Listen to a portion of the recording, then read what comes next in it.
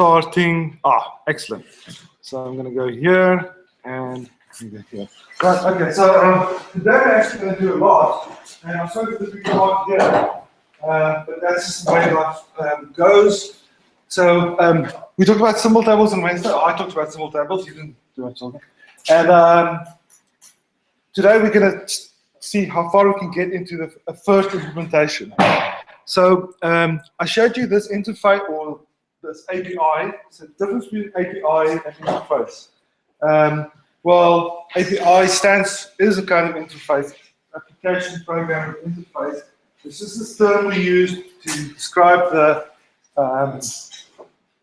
summary of a module or a library. When I say interface, I'm actually incorrectly referring to a Java interface. So you have to be on your guard when someone says interface. It can either mean a real interface, meaning any old thing that defines interaction, or a Java interface. Damn, a whole sentence just about interfaces. Okay, that's an API. Just before we code it up, we just need to read the rest of the section because there are lots of interesting constraints that the book describes. So firstly, it's talking about comparable keys. You can see here it says public class st, that's symbol table. That'll be this will be the basis of our interface. Is a generic class because it has these angular brackets. And then it says there's a key, comma, value. So there are two parameters in our interface. We can write that. Not that way. Here we go. Close. Good. We can write that. I guess I'll start a new project. Java project. Let's call it symbol tables. That's the name of the chapter. Yeah, complain all you want, that's fine. Symbol tables, yes. I want a new package. Symbol tables. I want a new interface. Make a new interface. We're going to call it ST. Here we go. It's an interface, so it's a contract that specifies how any class that implements this must behave. And it's going to be a generic interface. So we're going to add parameters. So some kind of key and some kind of value. Which means that when I use it, let's make a class called test symbol table. When I use it,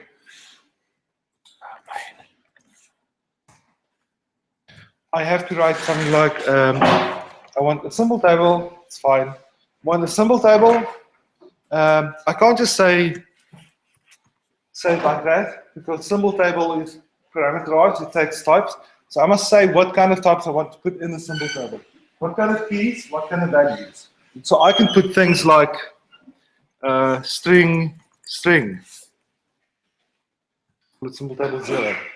So st0 is a symbol table that takes keys of type string, like the names in a telephone book, and maps them to other kinds of strings. The second parameter, values, are also strings. In a telephone book, I might probably want to use strings for the number, because they can contain things like dashes or pluses if it's international. So that's probably a good definition for a telephone directory. Telephone directory. You probably don't even know what that is. I should have brought one along. Okay.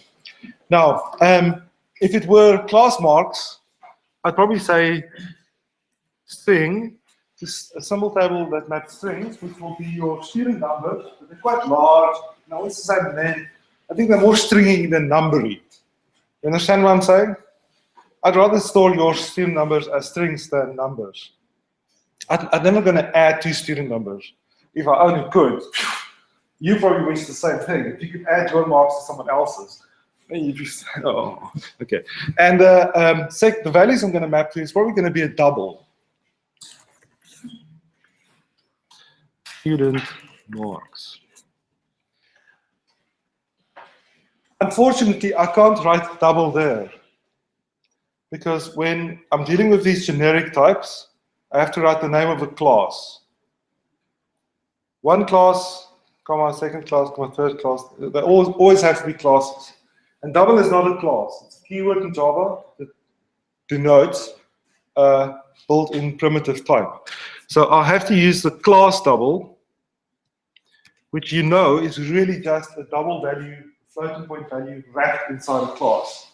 It's literally an object that has only one field, which is the value of the double. So it's a way for Java to, a way for us in Java to pass around primitive values, doubles, integers, booleans, as instances of classes. You did learn this. Did I teach you this?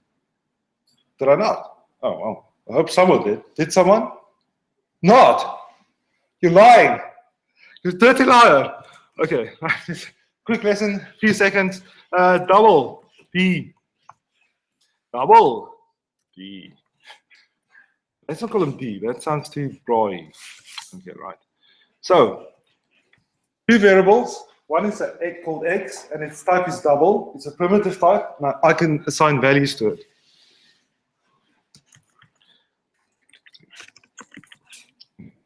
Second variable, y, it's of class double, which is double is a class. So y will be an instance of that class. And I have to create new instances like this, new double. And as it happens, the constructor for double always takes a small letter double to store inside the big double. The double bubble is what I call it. No, I don't call it that. Oh, did I lie? Right. Okay, so we've got this class double.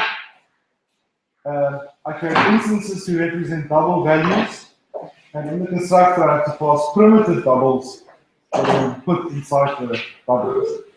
Oh, it's too confusing.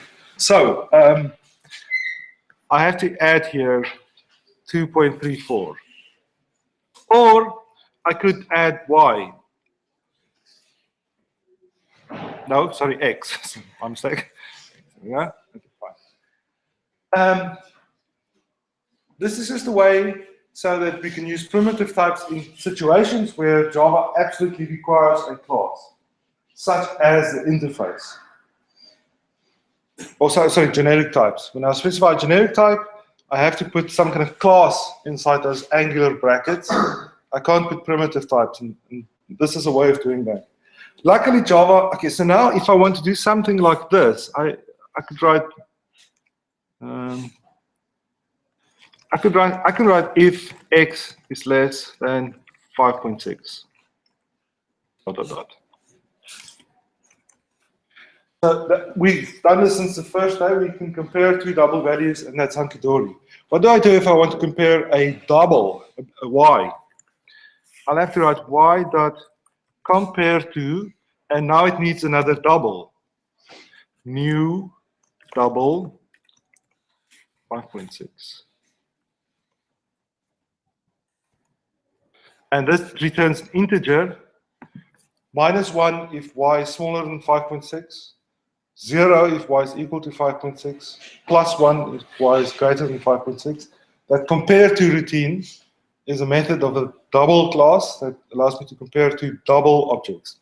And it returns integer, which, let's say, if that is less than 0, so -1 usually, that will mean that y is smaller than 5.6. So this statement is now equivalent. This bottom if is equivalent to the top if.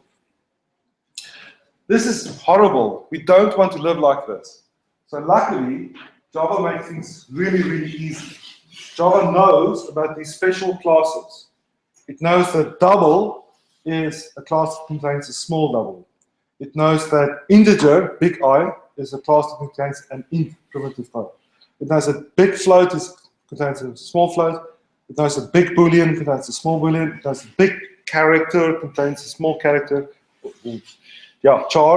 So it knows about these relationships, and it has a feature called boxing and unboxing. which means that Java is clever enough to, if I write a small double value, like x, 1.23, it will automatically put that inside a big double. It'll box it inside a big double when it needs to. So for example, here I needed a big double value, but I could have written just 5.6. And Java is clever enough to say, Yaku wrote a double value, 5.6, but what's really needed here is an instance of a big double. So I will create a new instance immediately and put 5.6 inside that instance. So Java's clever enough to do that. It's called boxing and unboxing. The same is true here. I could have written double y is equal, I didn't have to create a new instance myself. Java is clever enough to see that small x is a small double, put it inside a big double automatically for Yaku. And this doesn't just work for me, it will also work for you. Let's make that clear.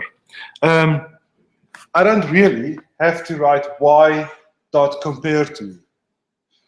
I could write y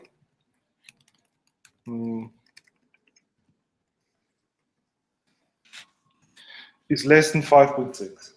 And now Java actually does the opposite. It says you're trying to compare a big double to 5.6, which is a small double, a regular double value. You can't compare a class to a double value, but this class happens to be big double, so I know it contains a small double, and I will unbox it for you.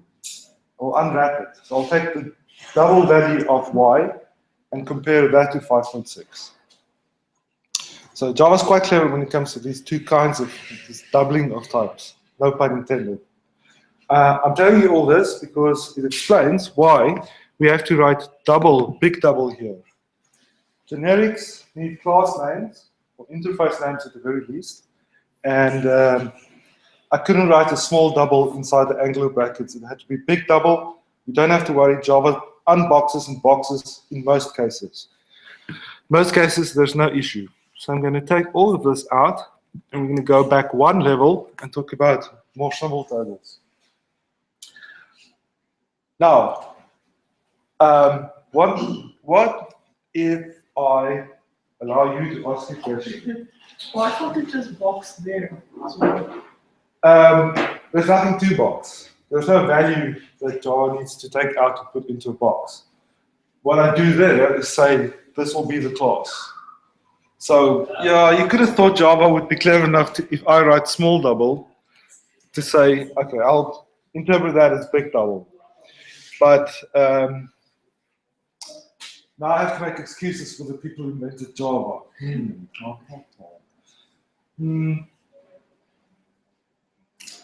Don't know. I don't know. Like, should have, could have, would have, didn't.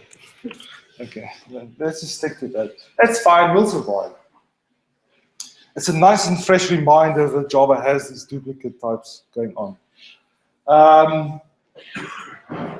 These generic types are amazing. So I can actually nest them quite deeply. So let's say that I want to map. I've got not only one dictionary, but I've got a stack of dictionaries at home for different languages. I've got my French dictionary, which maps strings to strings. I've got my German dictionary, which maps Wörter to Wörter, and the French dictionary maps more à more. And I don't know, speak other languages. Don't know the name for word in other languages except Finnish. I can say anything because you don't know Finnish, okay? But I've got loads of dictionaries, and I want to actually store a collection of my dictionaries. So I want a mapping from strings, which will be language names, to dictionaries. And each dictionary is a symbol table that maps words to words. So one dictionary would map a string to another string. I'm going to call that a dictionary. Then I also want my dictionary catalog. So I'm going to make a symbol table that maps strings which will be the name of the language, to a dictionary.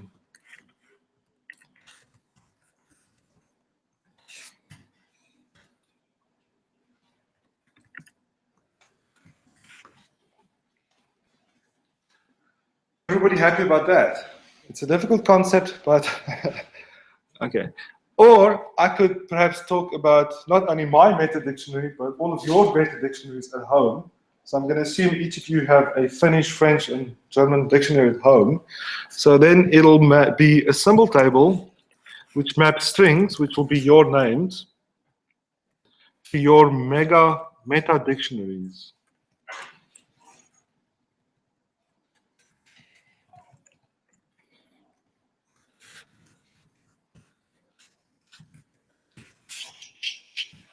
Okay, so these things are difficult to interpret and it gets a little hairy, and we probably don't want to write this too often or maybe at all, but it is possible and it's something we should think about and be comfortable with, because we are now going to see exactly that. Let's go back to symbol table definition. I've got some kind of key. It can be a string. In fact, all my examples were strings, but it could be any kind of class, instance, class, some kind of class, and I'm mapping that to values of a different kind, which can be the same or it can be different, but can be any kind of class really. And let's just fill in. We said that there's a routine called put, which adds a key, a mapping to the dictionary or symbol table, maps some key to some value. So I'm going to add this here, void put key k to value v. So that'll mean add to the dictionary a mapping from k to v. And then there's a routine called get. So I'm going to say, I want to get a certain key, like k. I want to check if k is in the dictionary, and if it is, I want its value. So that routine is going to return a value. It's return type. And let's assume that if k is not found, it will return null. So it won't throw some kind of exception saying key not found. It will simply return null. We know that sometimes Java does throw an exception if it can't find something. For example,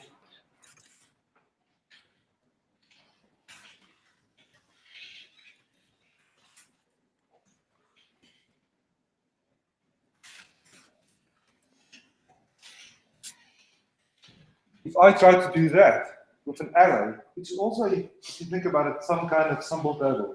It maps integer indices to values, in this case ints, but to anything really, it could be a string.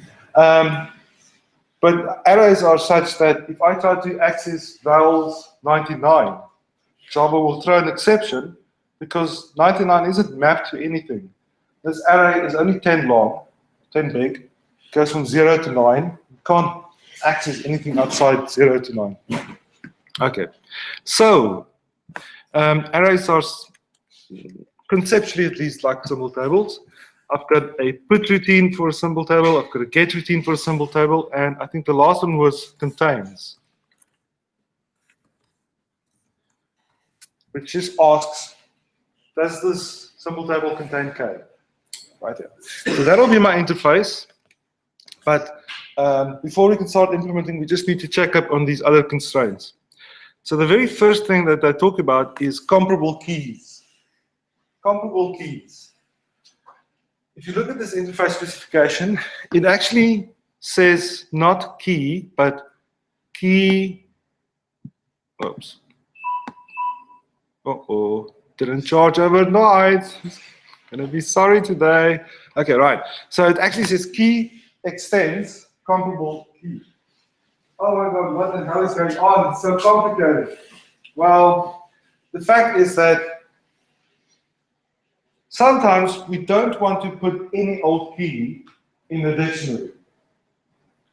We don't want, I mean, key can be anything. And maybe anything isn't a sensible choice for our dictionary. So we can add constraints on those parameters, the types that we add to the generics. We can add additional constraints on these things.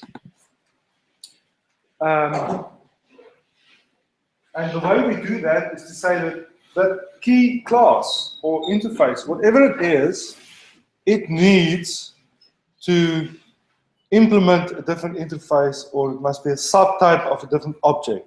So for example, in addition to, let's just make a little list. Java has primitive types, doesn't it?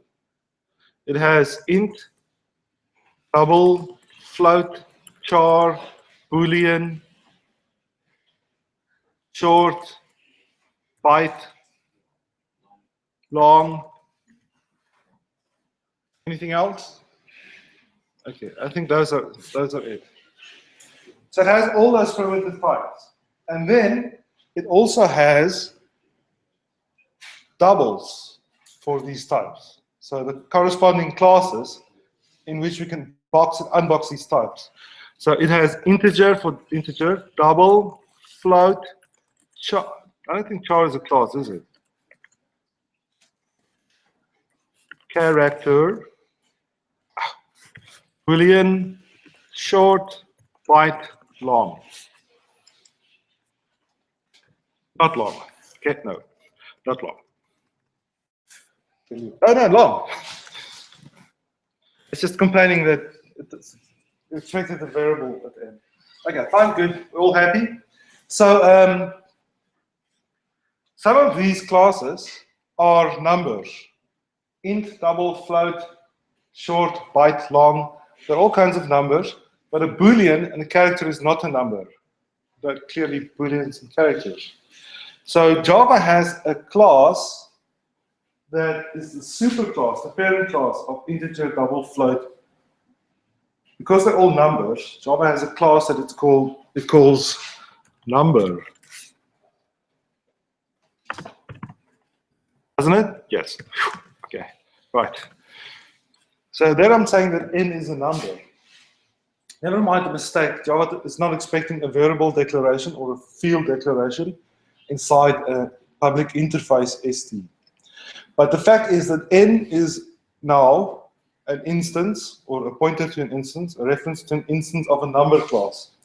And the number class is the parent class of integers, of doubles, of floats. They all extend number. So one thing I could do when I specify the keys and values is that I can demand that the keys are always some kind of number. It doesn't matter if it's a float or an integer or a long or a short, double, but I can say that the keys here that you create this class with must be numbers. And I do that by saying key extends number. So the message is you can create a symbol table, you can specify the key, and you can specify the value, but the key must be an extension of the number class. Must extend the number class. So if I save this and I go to test symbol table, suddenly it's complaining all over the place. But let's take out a few of the complaints. Well, all of them. Except for student marks. Okay, why is Java complaining? It's complaining because I said I want a symbol table that maps strings to doubles. But in my interface description that I just showed you, I said this key must extend number. And string does not extend number. It's not in a subclass of the number class. It says the type string is not a valid substitute for the bounded parameter key extends number. I can't put a string here as now. I can't put a string as a first. So I'll have to change that back into an integer. Now Java's happy because integer does satisfy that constraint. It's an extension of the number class. So I can do these kinds of things with generics, but I'm going to change it back because it's ridiculous to to insist that my dictionaries or symbol tables can only map numbers to values. Save that, and now we're kind of happy again. Okay, right. I tell you all this because here there is a demand that key extends comparable key. Have you seen this before? No, you haven't. Why not? Because whenever I ask you to learn something, you say, no, we've never done that before. Meanwhile, you did it the whole term long. I don't know about it, but I'll accept your word for now. Comparable key, what is that? Well, that is an interface. It's a generic interface. The contract is that any class that satisfies the comparable key interface must be comparable to keys. Oh, so complicated. Okay. So there is an interface called comparable key, and let's have a look at it. Let's see what it looks like. Do you want to turn your story into a video? No. I want to see the Java 8 API comparable. And now it's going to say you're not connected to the internet. But don't we have a copy of the Java API somewhere?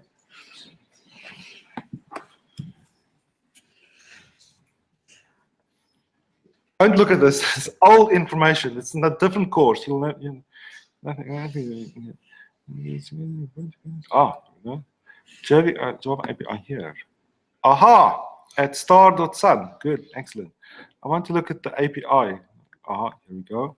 Now this is for Java 6, and we're already using Java 8.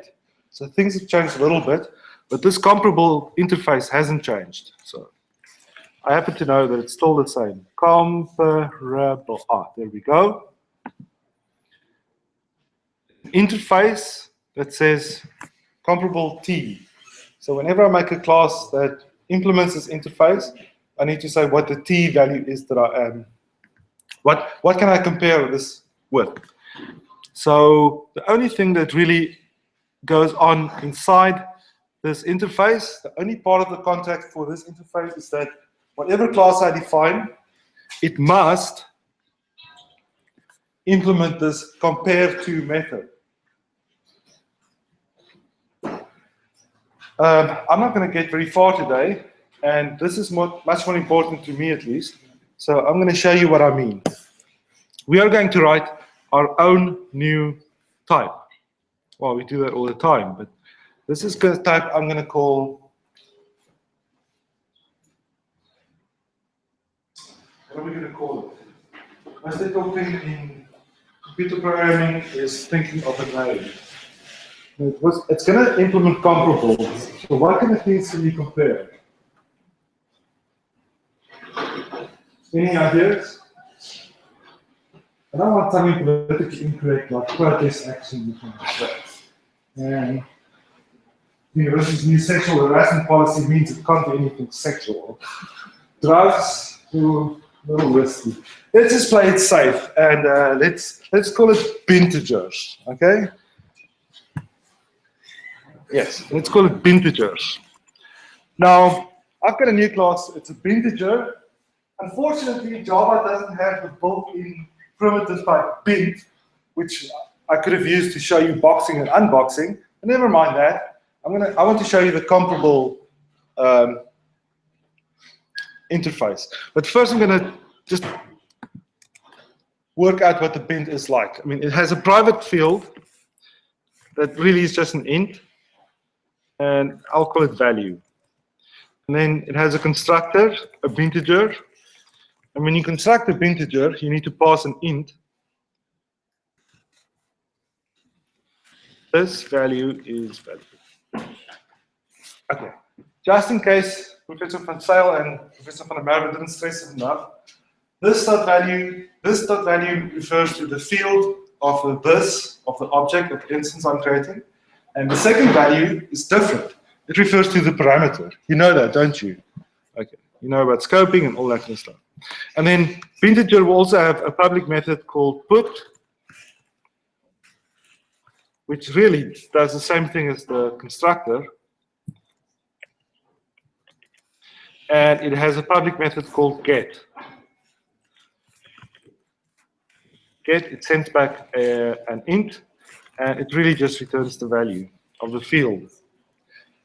These kinds of routines are very important. You know all about them. They're called getters and setters. They're a way to publicly allow clients to access our private fields. We don't want people to change our private fields too much, but with getters and setters, we can control access to the private fields. Right here. So now I've got a integer, I can get it, I can set it, that's fine.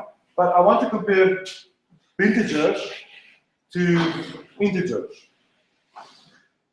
to ints. So I want to be able to write my bint b is less than 10. So I'm going to say that integer implements, it's going to implement the comparable interface. It's not extending the interface. A class can't extend an interface. It needs to implement the interface. It can implement many interfaces. But it's not as if integer will be a subclass of integer. It's implementing the, subclass of comparable. It's implementing the comparable interface. So I'm going to say it implements comparable. But I must say what kind of, what am I going to compare it to? So in this case, I'm going to compare it to integer. Okay. Okay, now there's a mistake because integer doesn't satisfy this contract. So let's ask Java to add unimplemented methods. Yes. So now I have to implement a method that is called compare to.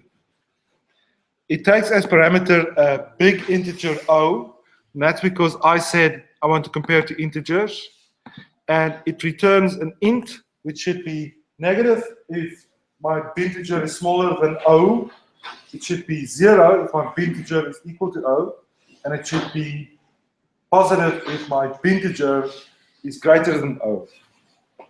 So, okay, you guys are learning such a lot. I don't know what the other people who are not here, I guess they'll watch YouTube. They better watch YouTube because you're learning a lot today, okay?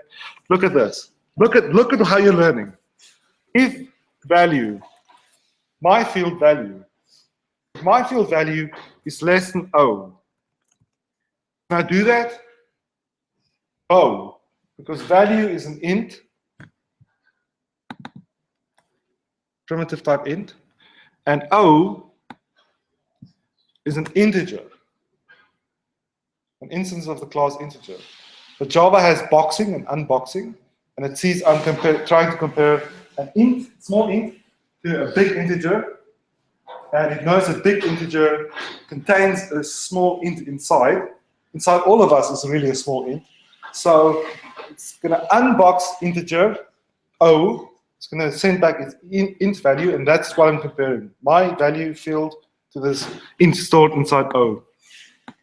If that is, okay, so value is small, my integer is smaller, I'm going to return -1. Else, if value is more than O, I'm going to return +1. And otherwise, it must be equal. So I'm going to return 0. There we go. Excellent. Okay, and that's compared to, and now Java's happy. I've just written a class that satisfies the comparable integer interface. And what this specification is telling us is that a symbol table class is parameterized.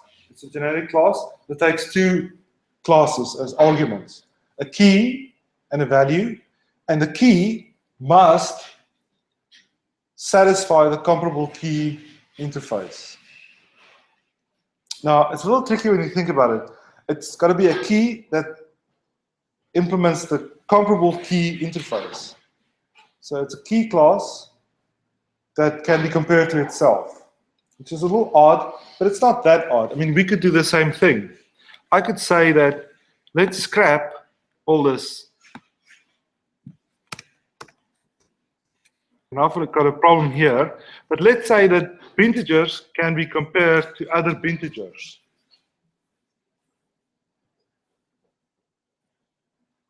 So you can compare a integer to itself. You can compare integers and integers. And now, of course, I need to add a method that says compare to sends back an int, but the parameter is now no longer big integer, but integer. And we can easily write this code. I know you guys can do it, so I'll just do it quickly. If my value is less than O's value, return -1. Else, if value is more than O, return +1. Else, return 0. Oh no, mistake.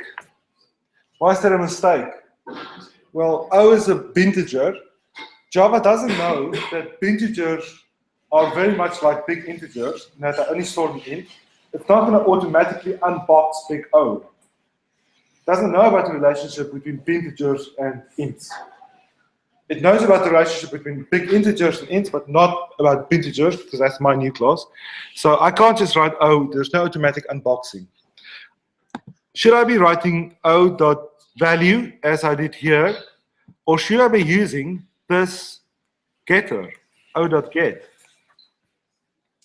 Okay, now we're into tricky territory. It's a design decision. So if I'm confident that now and forever, get will simply send back the value field. If I'm confident that now and forevermore, get will simply send back the value field, there's no reason why I shouldn't be writing O.value. Like so. I can just write O.value because that's the value that is represented by this bin, or integer. Sorry. But maybe integers are really special in some way. Maybe you set the value of a integer to something, and when you look at it again, it's actually 10 more than you think it is. So integers are special integers that are seem to be 10 more than they really are. Something, I don't know, something like that, man. I can't do it. Oh. So integers, when you ask the value of a integer, it always sends like 10 more. This makes no sense, it's crazy, but I just can't think of a good example at the moment. In fact, I can, but it's too long to explain. Okay, so then I'm making a mistake here. I shouldn't be looking at O.value. I should be looking at O.value plus 10. But maybe that'll change in the future as well. So it's maybe much better for me to not rely on my current knowledge of integers and just use the get. Even though I'm allowed to use value, this is a method inside the integer class. It can see the private fields. It could access the value field, but maybe it's better not to. Okie dokie.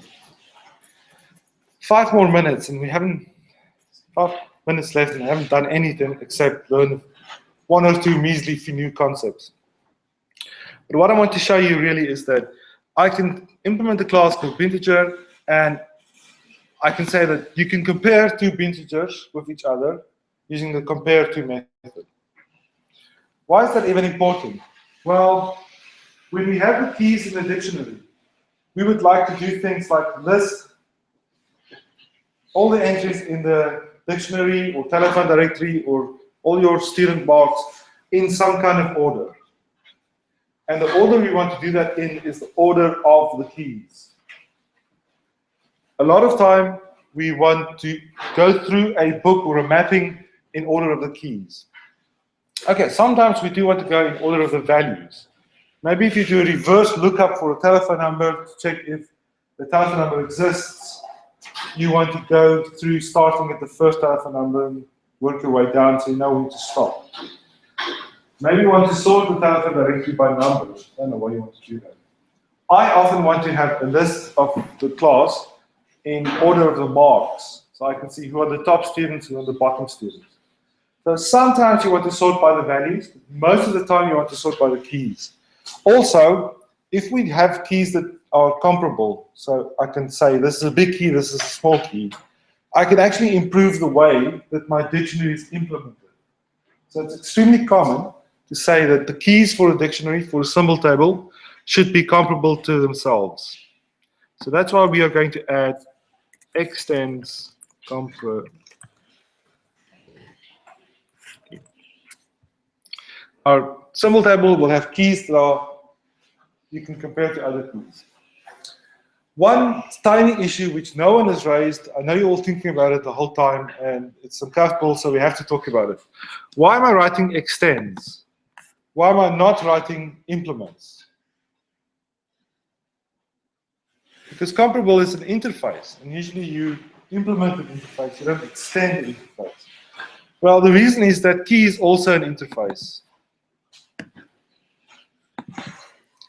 Key in generics, those type forms specified, are not really classes. They're not really class names.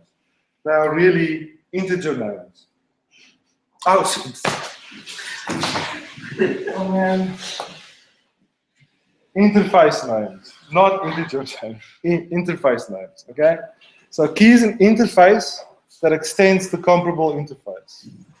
And value is an interface that we don't know anything about, but it's some kind of value. It represents value. One interface can extend another interface. We did talk about this on Wednesday. I can add functionality to an interface, so that this interface is just like the previous one, but more powerful. Classes can extend classes. If I say class integer is a subclass of class number, I can say integer extends number. And then the one thing that's added is that a class can implement a load of interfaces, one or more, well, 0 or more interfaces. Let's say 1 or more interfaces. I can say my class X extends class Y, and it implements interfaces A, B, C. So lots of stuff to get used to, but it's not really difficult. In fact, I feel stupid explaining it to you. But now we're in a situation where we can move on to the second constraint. Oh man, it's going to take forever. What time is it? Okay, I said 5 minutes, so just give me 2 more minutes. We can quickly walk through this. Immutable keys. Now, you have talked about immutability in this course, haven't you? Maybe not. Did you not do immutability with Dr. Van Saal? Professor Van Saal? Yes. Okay. What does it mean?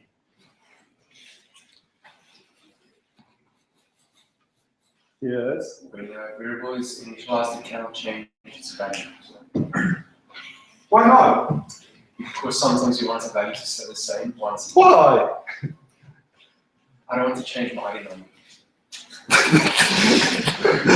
Something like that. I kind of agree with you, but there's nobody cares about your ID number. I think it's more important. Let's talk about money. If I have a, let's say I'm implementing a banking system. I've got a class called check. And instances of check store descriptions of real checks in the real world. And I can send these instances around. So I want to transfer money to your account.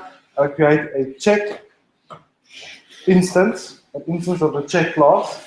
I fill in the details, and somehow I send that check instance to you to put in your account. Now, if check were mutable, I could fill in, I'm giving you 10 Rand, I send it to you, and you change it to 10 million Rand. I don't want that. So when I have created the check, the details should ideally stay exactly the same. Sometimes we want instances of objects to not be changeable. Once I create them, they should stay exactly the same.